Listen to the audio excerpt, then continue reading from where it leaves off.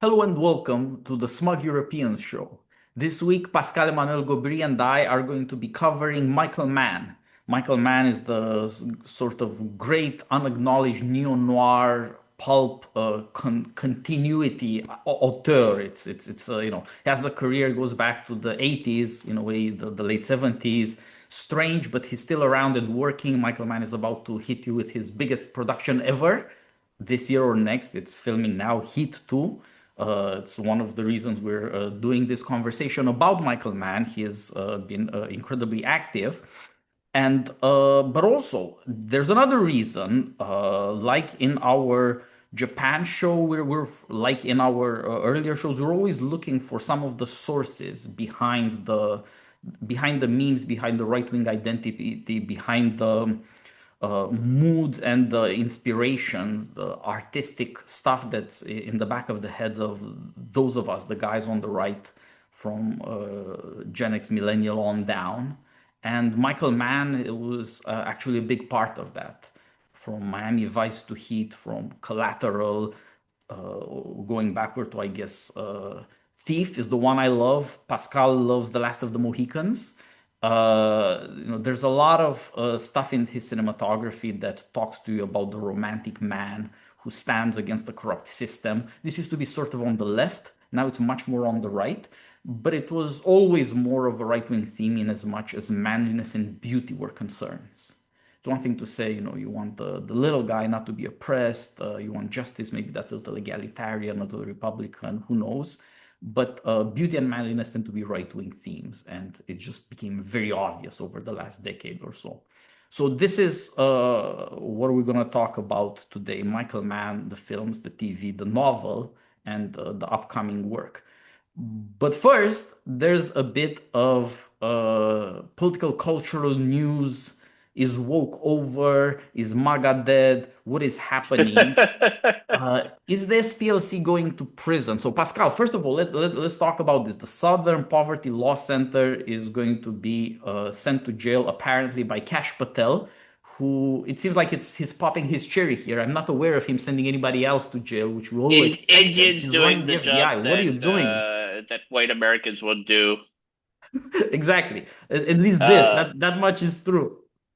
okay, so I mean, it's so okay. So I'm reading the tweet, and I've got to read the whole thing because it's amazing. So DOJ charges Southern Poverty Law Center with wire fraud, false statements, and conspiracy to commit money laundering. The SPLC secretly funded $3 million in donor funds to violent racist extremist groups, the Ku Klux Klan, the American Nazi Party, Aryan Nation, United Klans of America, Unite the Right. Those were the guys who did Charlottesville. National Alliance, National Socialist Movement. Oh, that's the one that I was part of. No, never mind. Uh, Sadistic Souls Motorcycle Club and American Front. To hide these So, payments, SPLC allegedly opened bank accounts under fictitious entities to conceal the source and control of donor funds. Per the indictment, an SPLC field source was a member of the online leadership chat group that planned the 2017 Unite the Right rally in Charlottesville, made racist postings under SPLC supervision, and helped coordinate transportation to the event. Quote, FBI Director Kash Patel, open quote, they lied to their donors, vowing to dismantle violent extremist groups, and actually turned around and paid the leaders of these very extremist groups, even utilizing the funds to have these groups facilitate the commission of state and federal crimes.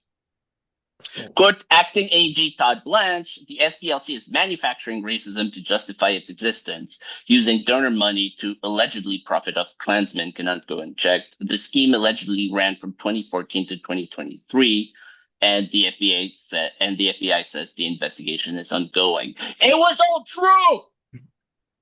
It everything was the all crazy true. people were saying, it was It was true. It was always true. so, yeah, I mean, it used to We be the were right. feds, the The conspiracy corporations, theories and were his right. egos. It was a psyop. Ah. Very satisfying, in a way. So I'm sorry I shouted hopefully, over you, but this is so good. This is so good. I hadn't read the whole thing before, so I saw the headline. I was like, oh, they're gonna send the SPLC guys to jail over some technicality. I'm like, that's good. I'll take that. But I hadn't read the full thing. It's like, it's true. It's true. Oh my God. Oh, it's so good. Oh, oh, oh, I'm gonna need new pants. it's Oh, this is so amazing.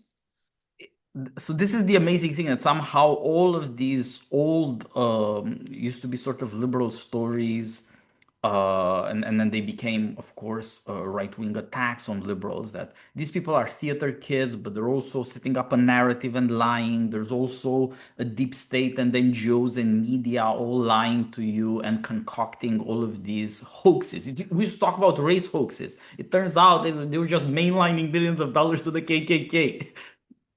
It wasn't just race hoaxes, it was a race hoax industry. Exactly. And so all of these things are actually true. They've been happening. And now some of it is going to go public. Some of it is going to be tried. It's not going to be broadcast. Obviously, you're not going to see this on CNN, or I guess on the YouTube version of CNN. I'm not sure if What you watch the once CNN. we win, it will be on CNN. But yeah, that is the point, that Oh, this is so good. Oh, you oh, can I'm destroy sorry. the I'm SPLC. still, having, post-orgasm shakes. But you had a segue about that horrible little TV show, because this is a culture show, guys. So there's Yeah. a culture angle. So go ahead. Yeah, so a couple of years back, at the apex of the anti-Trump, anti-white supremacy hysteria, the one of the beautiful women who was ruined by feminism, I guess, Jessica Chastain, was coming out with a show. It's supposed to be called The Savant. She's a super clever lady who is out there getting into the dark, dark corners of the right wing, white extremist male stuff. It's terrorism, it's evil. They say bad things about women. It's like it's a gussied up version of, I guess, what would be some crazy lady doxing Howling Mutant, or like somebody, but it was a crazy asshole who doxed the Howling Mutant last week. So I guess, fine, make it into a There, $100 million there was prestige an show. Fuck incredibly you. funny tweet with the picture of that guy. People could look it up, and like he said, "I was doxxed by HIV Lovecraft." Yep. So and you try to glorify the doxing By the way, we should campaigns. talk about this a little bit. Like, it is such an outrage, such an outrage. There should really be consequences against these people. Like, Howling Mutant, A literally all gem. he did was make jokes online. Yep. Literally, like, guys like Lopez or Bap or people like that, obviously it's still extremely wrong, but like they wrote books or they published books, like you can say, okay, they have a real political impact. So there's a public interest in like finding out their true identity. It, it's still a despicable thing, because the real intent is to ruin their lives, not, inform the public. Yeah. But like, they're somewhat defensible. This was just a guy making jokes on Twitter. Just a guy making jokes on Twitter.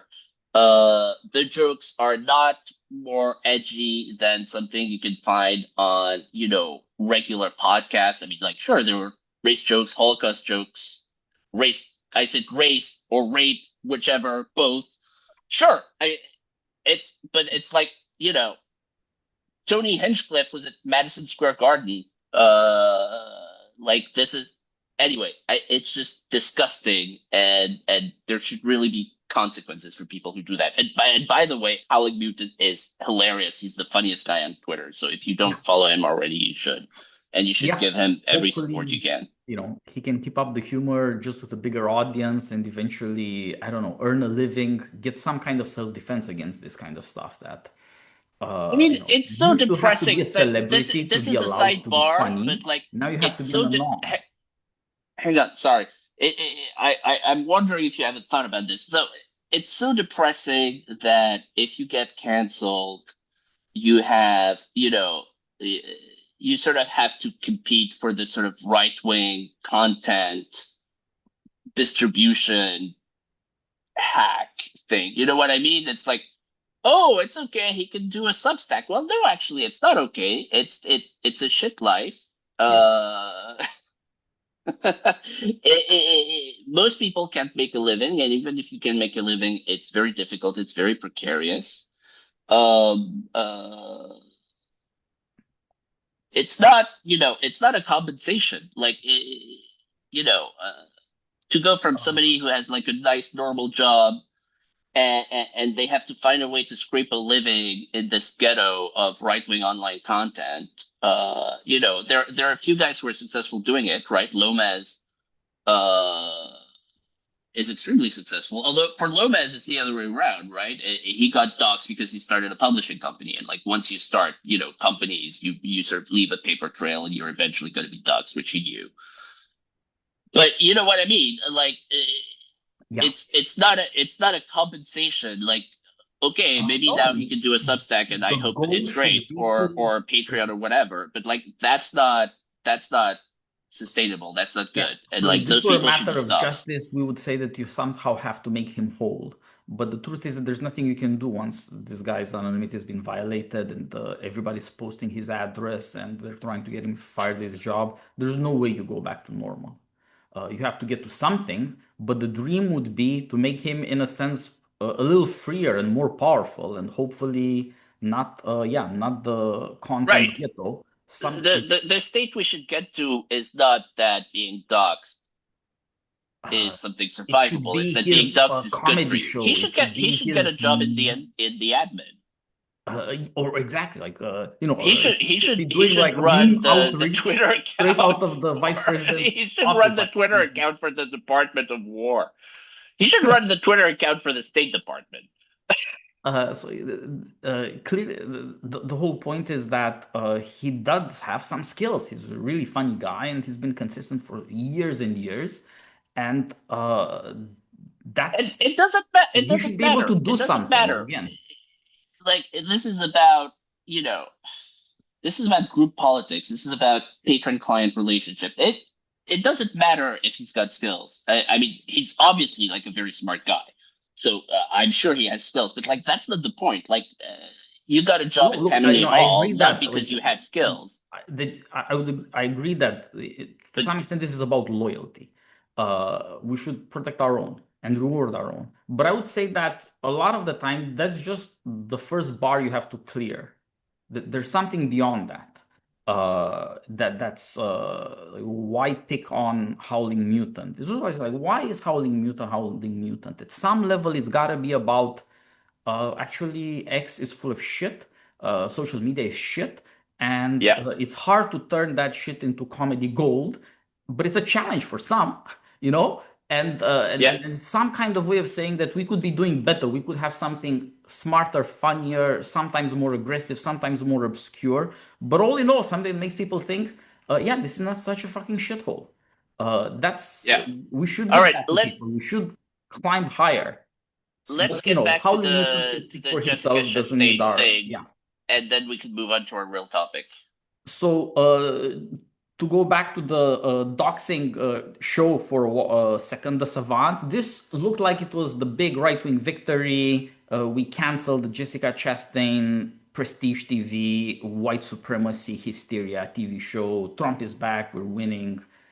Actually, no. It was just waiting out the clock a bit. It's back. It's going to be on TV. Everybody's going to love it. In left wing, I believe in Apple media, they will. And it's not clear to me that there's anything we're going to do about it. But we should try to destroy its reputation as soon as it is possible and as definitively as is in our power. We should really commit to this project.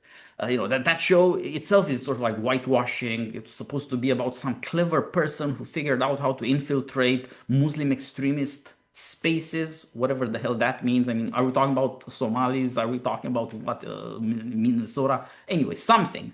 But of course, it was whitewashed into white evil males doing Right. So extremist blah so blah the blah. original true story was infiltrating radical Islamists spaces on the internet, and it was turned into, this is just like, what's that horrible British show where, they took a Somali who murdered someone and they turned him into a white incel. Yeah, yeah, yeah. Well, that white boy, adolescence, another one of these Yes. Yes. hysterical feminist scandals, but that was in England, Okay, so it's back. So it's back. It's going to happen. We should destroy its reputation. This stuff Yes. is not going to go away. The woke in the culture is not going to go away. No. If you let one prestige show for slightly crazy women on antidepressants get going, there will be the next thing, and Yes. then there will be everything. Yes. And it's still, again, like, we thought doxing was over, but look at Howling Mutant. Doxing isn't over. You just get Yes. doxed. All of these things are both cultural and meme battles, and they're political battles, and you want to know who in the admin has our backs. This is what is involved in the SPLC story. The Southern Poverty Law Center puts targets on people's backs, indeed on their Yes. foreheads. Tries to destroy Yes. careers. It was, early to the doxing, early to the demonization. This is the important thing about these things, which is when you combine what we've been talking about with the fact that there exists a violent, radical, left-wing fringe. It, doxing is attempted murder. It's like it's important. It's important for people to understand. It's absolutely why these people do that. It's they came up with the phrase themselves because everything let's say is projection. It's stochastic terrorism. Their goal is for these people to get killed. That it's attempted murder, and they don't even have the courage to hold the gun themselves. And again, when it comes to somebody like Howling Mutant, who's literally just a random guy making jokes, it's the most despicable thing. Anyway, Yeah, and the SPLC used to tell you, who's a hate figure, who's a really bad person, a monster? Charlie Kirk, and he did get shot. These things really do happen.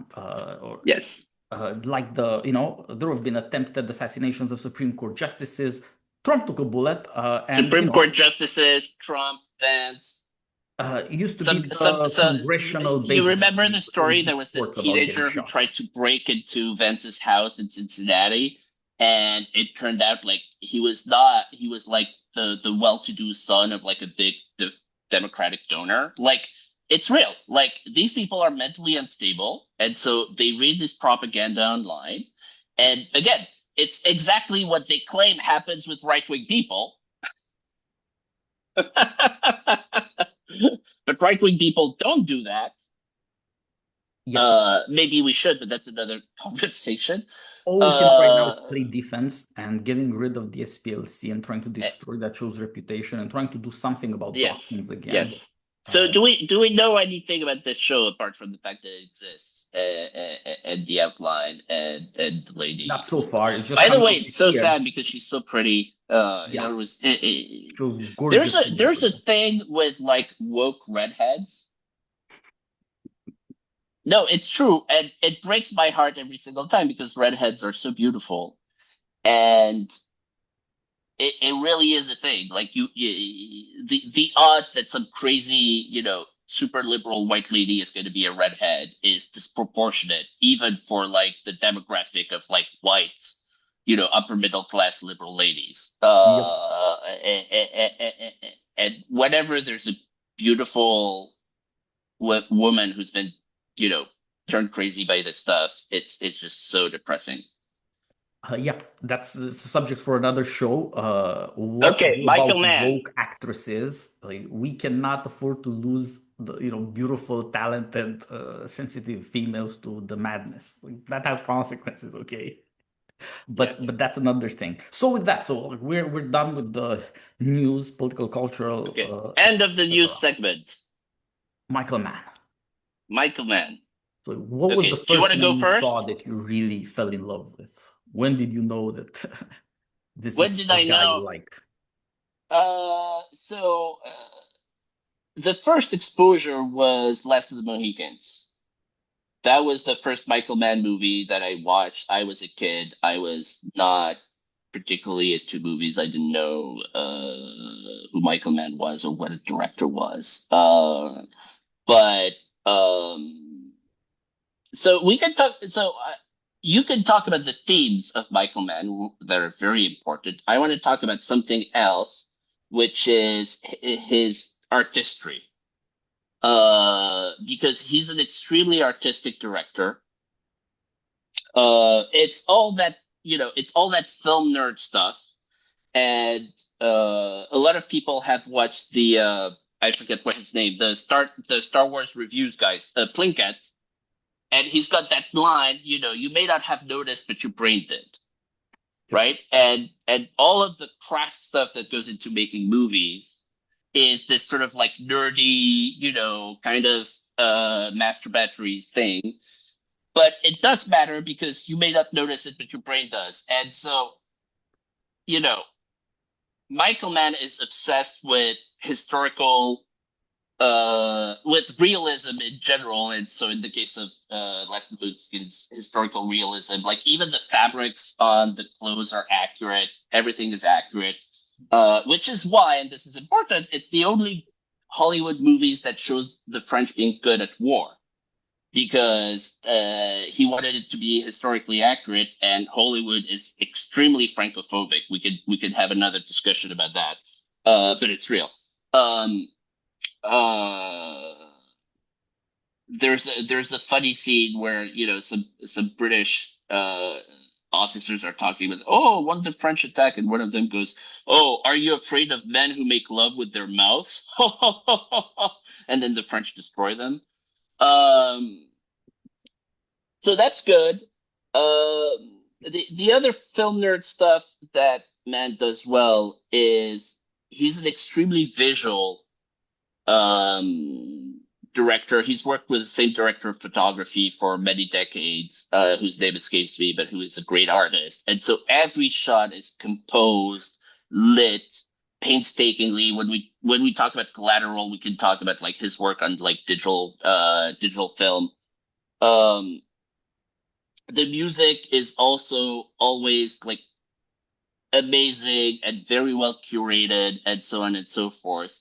And so there's a level of artistry in those movies. And so Last of the Mohicans, extreme realism, Daniel Day-Lewis, who's incredible. As you said, it's a movie that could be interpreted, that was probably intended to be left wing when it came out because the protagonist is an Indian. And it's like, oh, the colonization is like, it's getting rid of the Mohicans. Um, but of course, Last of the Mohicans is a novel from the 19th century. So, but of course, it's a very masculine novel. The hero is the man. He saves the girls who are not like badasses who kick the bad guy in the face. They're damsels in distress who need rescuing. It's a movie that's realistic about the reality of what the Indians were like, which were they were extremely primitive peoples, and so the non-warrior peoples were just very primitive, but the warrior peoples were extremely savage. Uh, and so again, it's a sort of historical complexity. Like, did did the did the colonists destroy a way of life? Yes. But like, was that way of life some sort of Rousseauian paradise where man lived in harmony with nature? No, it was fucking horrible. And so it's faithful to that historical complexity. Anyway, so we can talk about Heat and Collateral and Ollie and others, but like I think that's enough for me for now on Last Missions. Yeah, so I think a couple of these things, you're right that Michael Mann is, I think eventually he became famous for night shots, night shooting on digital, trying to get this kind of post TV, post 90s feel on camera or on the big screen. But he was always about making stunning visuals, and somehow he comes out of that 80s era of music videos. He just loves music. And there's something about that the left used to get better than the right, that you're somehow in touch with the times, with the people, with whatever it is, if you're if you can figure out the popular music, what makes people really move. In short, he was really, really good on what we now call the vibe. Uh, there was a lot to that in Michael Mann, the early Michael Don't Mann. speak about him in the past tense. He's not dead yet. But no, but it just changed. Right? But the Miami Vice show from mid '80s, you have all of this Miami swagger, linen suits, white suits, turquoise suits.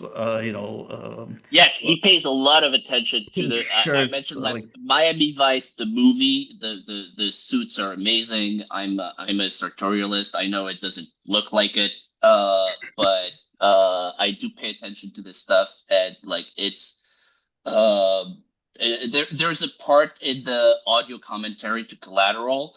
So Tom Cruise, he's talking about like how he wanted Tom Cruise character to look, and he was like, well, he should wear a bespoke suit, but like the kind of bespoke suit that you get in Southeast Asia, not a Savile Row bespoke suit. It's like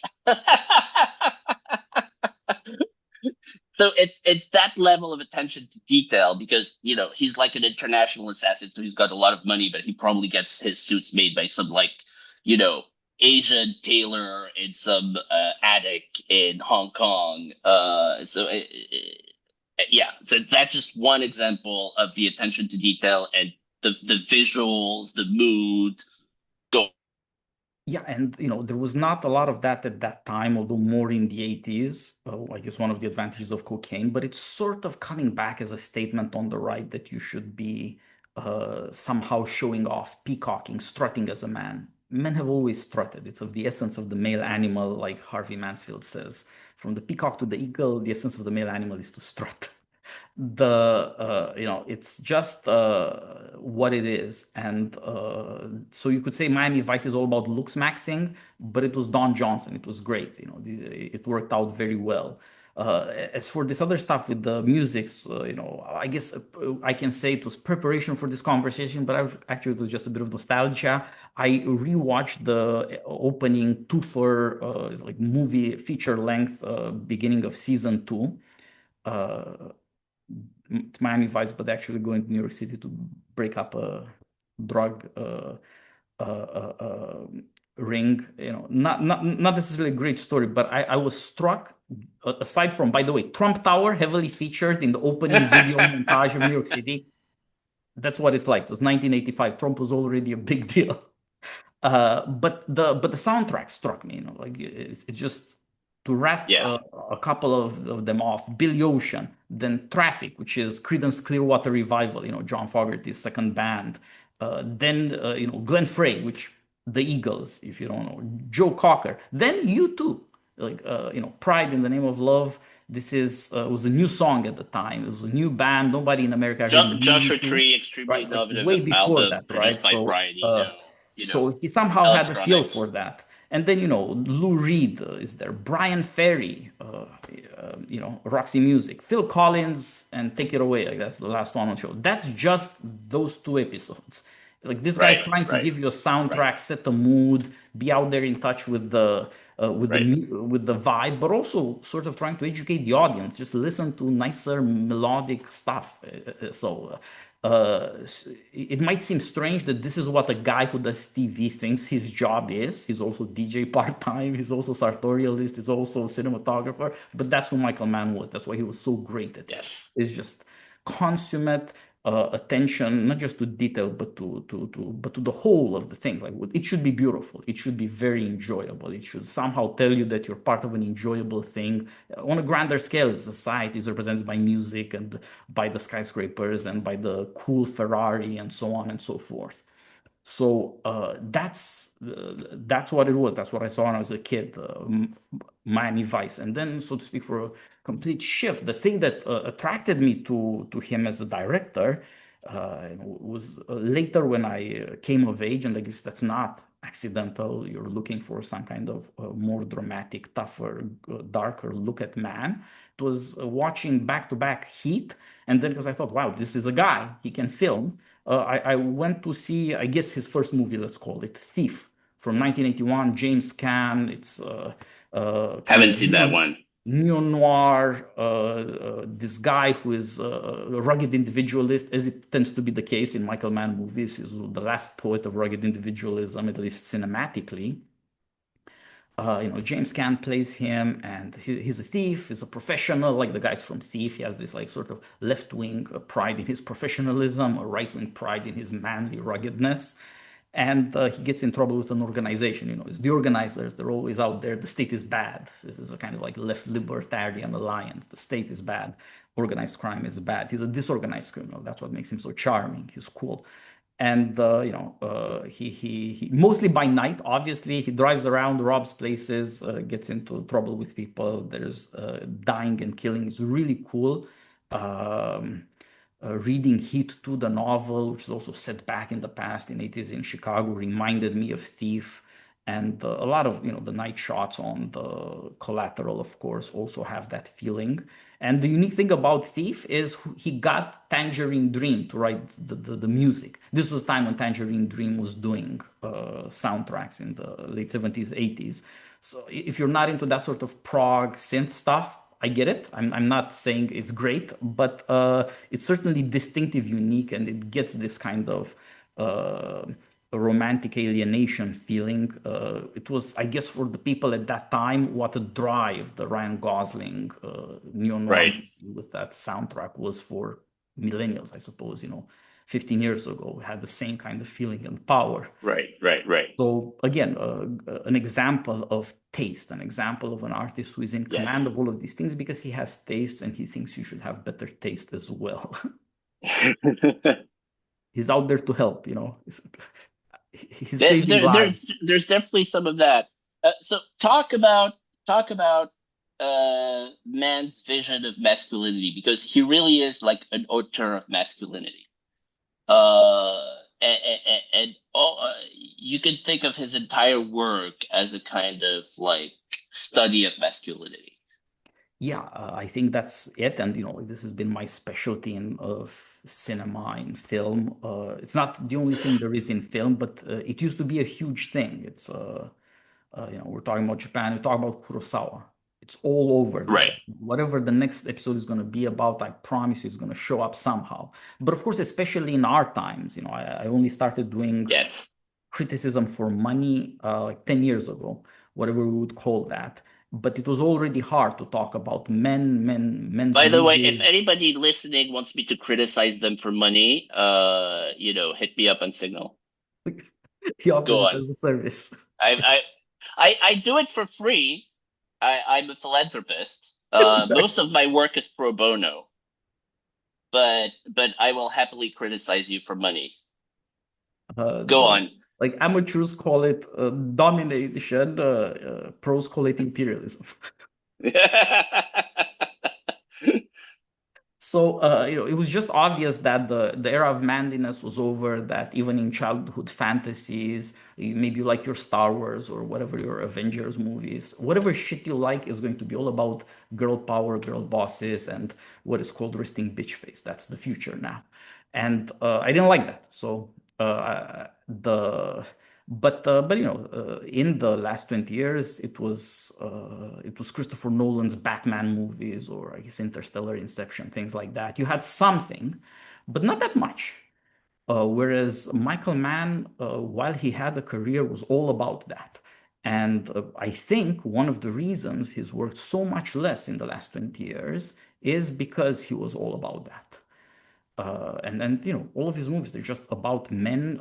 Even if you have this weird thing, like the Ferrari movie is kind of good in parts, it's great, but it also has this weird comical thing. You're seeing Adam Driver play Enzo Ferrari in doing basically Super Mario voice. Hey, I'm so sad that my son is dead. It's not okay. So I'm not sure that that movie is great. Although you see the Mille Miglia races, I mean that part is amazing. And actually, Michael Mann was also executive producer on Ford v Ferrari, the manual race, which Oh, was that makes amazing, sense. right? It's a So very yeah, good right. movie, Like there's a and you have two weird great alienated portraits of white boy in masculinity. Japan, Tokyo Vice. He was also behind that TV show, and it had its good moments. And again, this was about a distinctly male idea, and of course, Love of Japan, also a very male coded idea. But the he had the hacker movie set in mostly in East Yeah, Asia, that one Black was Hat. the hit Like and miss. Yeah, parts good, parts bad, but it just got less and less work, and it's because it's always about the guy who is very alienated, rugged, is going to kick ass and get his ass kicked, put himself in danger of life, and test himself against this the electronic concrete jungle of the modern city, and try to come out as a man. Maybe you don't come out on top, but maybe you can somehow make it out. The the you know he has romantic alienation, you could say, is the mood of these movies, but sometimes, as in Heat, there's something about the code of friendship. Neil Macaulay and Yes, Christy Hurlis, they would die for one another, and it's so immediately, obviously, the opposite of the celebrity ethic, and but also the yes, competitive conformist of elite institutions that are all about betraying people. In fact, it's like you're supposed to breathe the air of betrayal. You're always supposed to look at people around you and think, most of you are not going to make it. I'm making it to the next level of tournament. Fuck you. It's deeply alienating, inhuman. Whereas in Heat, or for that matter, in Miami Vice, like these two guys. The movie is also good, by the way. You should watch the 2005 version of the story. It's a movie with Jamie Foxx and what's his face, the Irish guy. He's a kind of Colin Farrell. Colin Farrell. That's right. He's And very good again, at it. Very like good. No, and it's a great movie. It's a great movie. yeah, and again, the night shots, the speedboats, the Miami Yes. style is just a lot to love. All of So his movies are good. Some are masterpieces, but none are bad.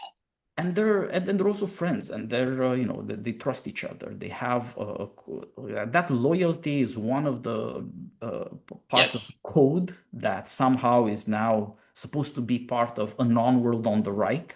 But how often do people really live up to it? We'll see. But also the love of beauty is part of it, and also Yes. this awareness that there's this strange thing about Michael Mann stories, that they're so beautiful that they're clearly competitive with the glamour industry or with the elite beautification. They're supposed to tell you that actually beauty and depth are found somewhere else, and that in a Right. strange way you're sort of likelier to find it in dangerous and, in a way, degraded or criminal situations, because Yes. people test their souls in a certain sense. Yes. Everything is not contractual, everything is not a non-disclosure agreement, everything is not careerism or opportunism or endlessly Right. preserved optionality, as we now say. There are do or die moments, and only where there are do or die moments do you see what somebody's really made of. That's, you say, that he brings something out of ancient poetic wisdom, out of common sense, out of what people meant, that you have to prove yourself as a man, or that maybe say Right. that the army is going to make a man of you, or something will. Uh, the notion that you would have life altering experiences, that, Michael Mann was the last guy to say that it's not trauma. It may kill you, but it's not trauma. It's just, you may be a man or not, and then that's what you're going to find out. And the point I'm trying to get at is that if you think about these things together, trying to figure out conflict in terms of loyalty, beauty, and this notion of a life-defining experience, that you measure yourself up against the world somehow, something that is not predetermined, that was not prepackaged. It's supposed to tell you what the sources of art are. Like, we're talking about Japan. You can see with Kurosawa, does Japan have a future? Is the past of Japan totally blameworthy for the world war catastrophe? Can it be salvaged? There's a civilizational mission that Kurosawa understands. The smaller level, this is Michael Mann as well. It's a smaller level. It's more about coping and much less about winning. It doesn't have the grand style. It's just this one guy. But rugged individualism is not a trivial part of our self-understanding. And so it tries to get at these two very important things. One of them is, are there any sources for the arts? If there is no part of life that is apt to be beautified, there are no sources anymore for the arts. Only heightened experience by way of beautification gets an audience that can understand anything out of the arts. If you want to get out of the content ghetto, if you want to get out of the trash, you have to think about what experiences can be heightened, beautified, and therefore made to become revealing. something that is telling about what the essence of humanity is. And that's never far from conflict. That's never going to be too far from war, or I guess like if we're doing the modern state that pacifies everything, is going to be crime. It's Heat is the detective and is the criminal. In a certain sense, they have something in common because they're both killers. This Right. doesn't cancel the distinction between law and lawlessness, but it does show that they too have something in common that 99% of people pretend doesn't happen. They're And that's killers and very they're important. outsiders. Exactly. You couldn't be the one without the other. That's of the essence of our new situation. We don't really celebrate warriors for killing. We tend to celebrate a warrior if he gives up his life for his friend, as Jesus says in the gospel. Greater love Yeah. hath no man than this, but to lay down his life for his friend. And we tend to take that to heart, maybe even too much as a society. Not individually, obviously, but as a state, let's say, or as like a propaganda machine. You look at like who gets the Medal of Honor in the American context. I assume in France with the military decorations, it's similar. It tends to be sacrificial action that gets the medals Right. now. But 100 years back, it used to be like, did you kill 100 people? Right. Like the way we used to talk about a great tank commander or a great ace, right? Like they were called aces, okay? They were amazing Saul killed his pilots, right? hundreds and David killed his thousands. And like somehow everybody got that. It's like white people love Patton, Right.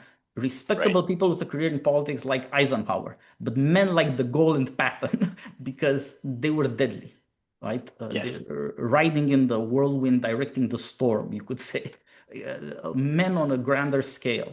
Something of that is maintained in this willingness to face death, in this willingness to assert a principle, whether it is the common loyalty of a small band of superior men who are like savages with technology who can fight off the state and hide. It's like they're the last Apaches with the run and hide tactics, Yeah.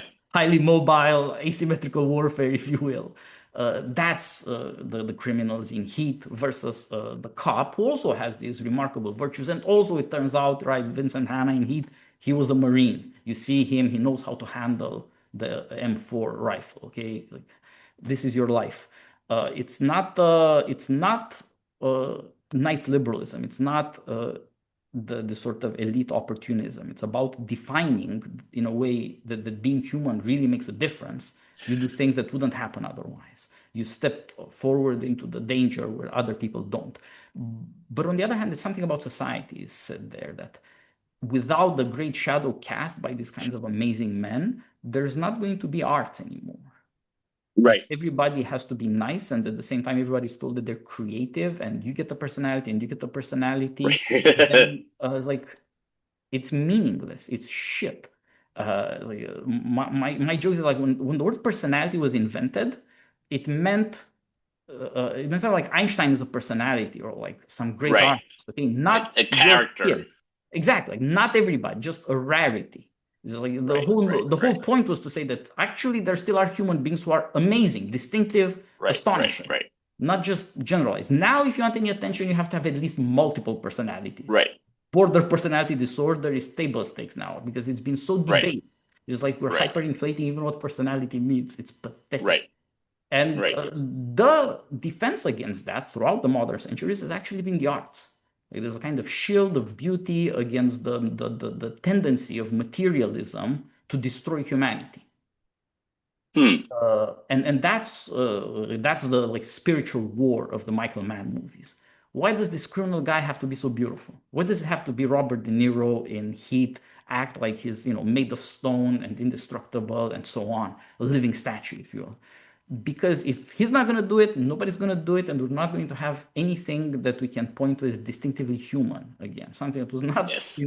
achieved through some kind of weird process that is incredibly uniform and serialized and like makes everybody a dime a dozen. What is the alternative to that? To have an alternative, you need an artist and therefore beautification. And on the other hand, you need distinctively manly qualities that somehow we need as a society, but find it hard to tolerate on account of the feminism. Yes.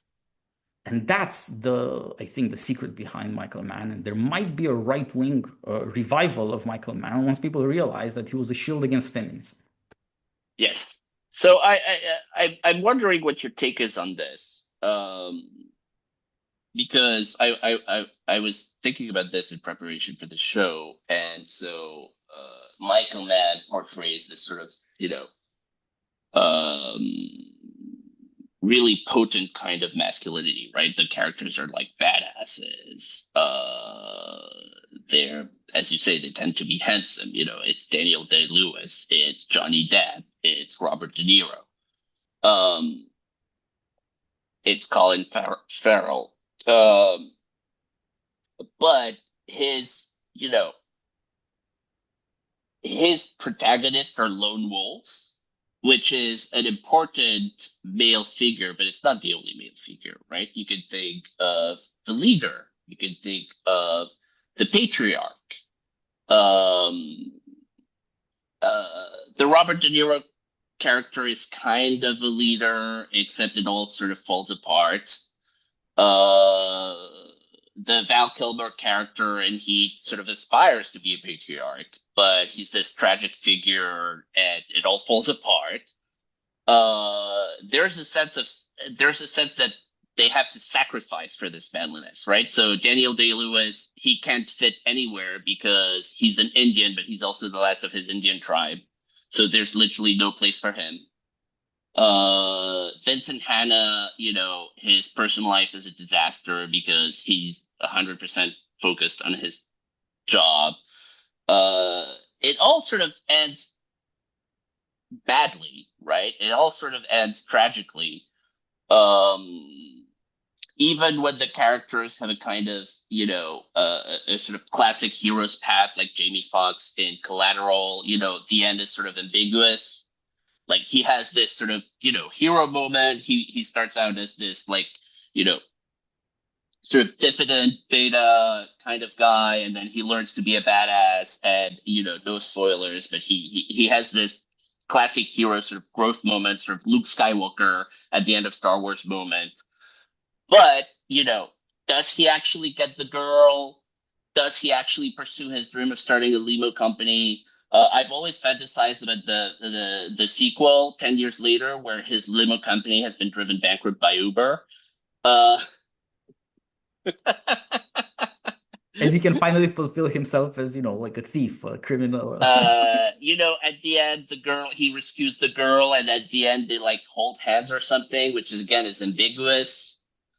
Um, and so like is it that man has a truncated view of masculinity? Isn't to him like the only real men are like the killers, the outcasts, or is it a comment on society?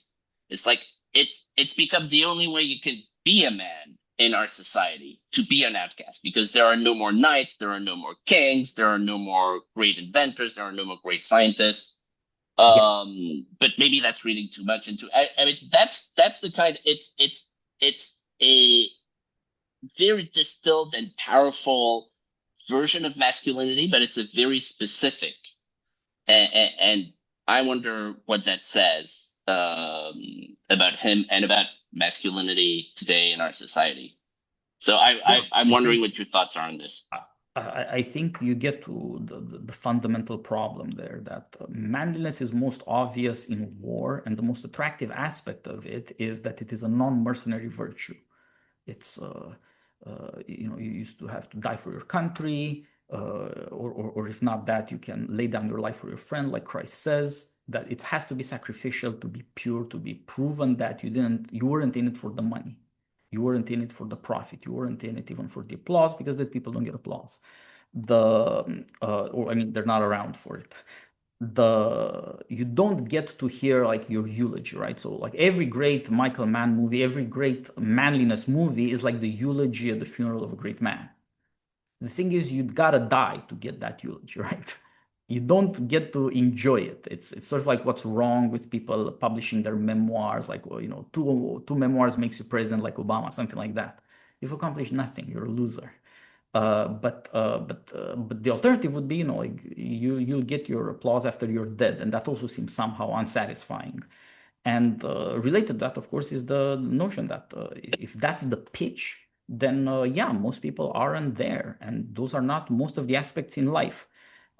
So to pick up on a couple of the things, first of all, like the beautiful actors. The Heat 2 movie is supposed to be Leonardo DiCaprio and Christian Bale, and the rumored actors are, Bradley Cooper and Adam Driver and Austin Butler, like, from pretty Well, but is kind of gay Leonardo to like DiCaprio tough. still beautiful? That's an open question. But So like it's still yeah, this notion that like, these guys look like Greek statues. Like, they look like yes. heroes.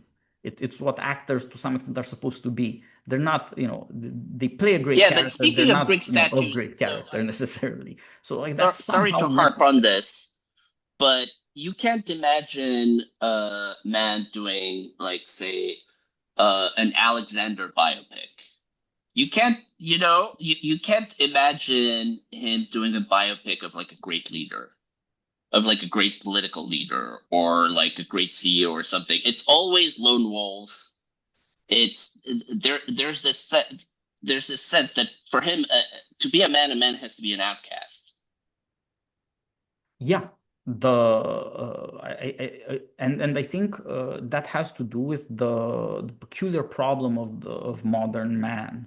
So let me give you a pulp French example. Like in the 19th century, you can have Alexandre Dumas talk about D'Artagnan. Is this guy a hero? Is he a criminal? Kind of all of the above. But it's also like sort of an espionage civil war potentially situation. Who knows how bad this gets? You get a lot of freedom in that circumstance. Flash forward to say early 20th century Maurice Leblanc, Arsène Lupin, criminal. Arsène Lupin is nothing but say, D'Artagnan, but in a new situation. The modern state is there and it protects rights like property and safety of person. You don't get to be a man because you'd be threatening people. You'd be not micro but macro aggressing people, and then you go to jail. You have to be an outcast. Once the modern Hobbesian state sets in, the only thing you can do is be Sherlock Holmes, an advisory detective enforcing the power of the state. The state has the legitimacy, but it's in a way stupid. So if you're super smart, you could daringly get rid of daring criminals, maybe, but that's it. You can't be a man because like the police will arrest you for it. It's essentially a criminal activity. So you're who you were, but things have moved. Now you're a criminal. That's how you go from D'Artagnan to Arsène Lupin. And in Arsène Lupin terms, it would be the Count of Monte Cristo, somewhere in between. Like, is it old France or is it new France? Is it Napoleonic and therefore heroic, and you get to do these crazy things, or maybe the old regime is coming back. There's a restoration, and the oligarchy and the these bad lower people want to destroy a noble young man. So that's the transition. And the same thing, of course, obtains in America. While the West is out there, you could be a demigod. You could be John Wayne in The Searchers. You could Yeah. be God knows what. But then things change, and now you're a criminal. The uh, and So it is a commentary on the transformation of modern life, that we still have a certain love of beauty, and it's obvious, like you can have this super modernized society, and the first thing young men do is turn to video games, which tend to be fantasies of violence. But why? Because it's beautiful, it's manly, it proves a point, it achieves success. It's not endless mediocrity rehashed. It's sort of like every computer game rehashes this sort of modern problem that you can't have. Like, how did you like, the liberal solution to the class war problem of ancient Greek story philosophy is pitting the old against the young, right? Like, who owns the world? Old people. Who has to work for it? Young people. But you get to be older later, so that can dull the class divide to the point that maybe we won't have a class rebellion, but we will now, right? Like, what is the problem of our times? Gerontocracy. Why do we have the gunocracy? Because all of the old men own everything, and they want to destroy the young men. It feels like, and the young men are going to, do everything they can, uh, like even by exiting, even by burning out or not being responsible, not growing up, they will bring down the system. It just doesn't feel right, because there's no more Michael Mann in the society. There's no more room for manliness. There's no more room for freedom. But every computer game also sort of like does that, but it's just called levels, right? we don't call it a social hierarchy. We call it leveling up, and you get more money, better titles, better gear, better tech. Like, what is that, right? Like, that's the social hierarchy you're talking about. Going from apprentice to master, being better at something or worse at something, having a right to rule by way of wisdom and virtue. What are all of these kids play acting? What are they, why do we have a culture war? Because in some way, like through social media, computer games, what have you, boys and men found themselves fighting back. It's the weird thing about the Michael Mann Outcast. For two reasons, it appeals to like millions of people. In that sense, the Michael Mann repertoire was a kind of a teaser trailer for the Anon world. Who feels like an outcast doing dangerous things and maybe you get doxxed and they destroy your life? Now and then a guy commits suicide. Like who? Anons live the Michael Mann world. It literally happens. It's not accidental. And obviously, they also live the computer game world. It's not accidental. It's the last recourse in society to say, look, we all play the same computer game. We basically get it. Hierarchy is real. You should be more virtuous, not less. You should be more competent, more responsible, more powerful. And so I'm like, what did you just say? But we all said it together, so that's fine. So like this is where this comes from, and so it's not it's true that it's a very restricted view, but it turns out socially it's much more powerful than it seems because this weird flattening of the Hobbesian state, reducing rationality to being a number crunching asshole, like sociology, polling. There's going to be a rebellion against that, and it will be most distinctive in its love of beauty. And Michael Mann showed that, the Nons showed that, and you'll see more of it. The computer games show that. It's not an accident. Again, the Nolan movies show that it should be more beautiful. Blow up the city Yeah. more beautifully. Maybe galactic blow up super beautiful. Like I want to see how beautiful a black hole could be. Like, Yes, just like beauty is the barrier against the soul deadening cold hand of the state. We're about to wrap it up, so why don't we each do most underrated Michael Mann movies? So obviously, if you haven't seen Heat, you should watch Heat. If you haven't seen Last of the Mohicans, you should watch Last of the Mohicans. Collateral, Miami Vice, but most underrated. I think Thief, as I said, it's the one that really sold me on him. And when I saw Drive, I thought, Michael Mann did it better. And I'm not saying Right. this to insult Drive, just an older guy, so I had already seen this other thing. But on the other hand, if you like Drive, you're probably going to like Thief as well. And Yeah. it's just beautiful, beautiful stuff. So that's my recommendation. Mine would be Ollie. It's so first of all, it's another movie that was probably intended to be left coded when it came out, and it probably reads as right coded now because obviously it's about a black guy who's like strong and amazing and like kicks everybody's ass. But I'm Ollie was a black nationalist, and I am a black nationalist. I want to no, but it's true. There's something really threatening to the system about black self-empowerment and things like that, which is why the Nation of Islam had to be sort of, and like, okay, like they have crazy beliefs and they hate whites specifically as a race. Okay, I get it, but you know, there's a way in which a free-thinking black man is actually a threat to the system.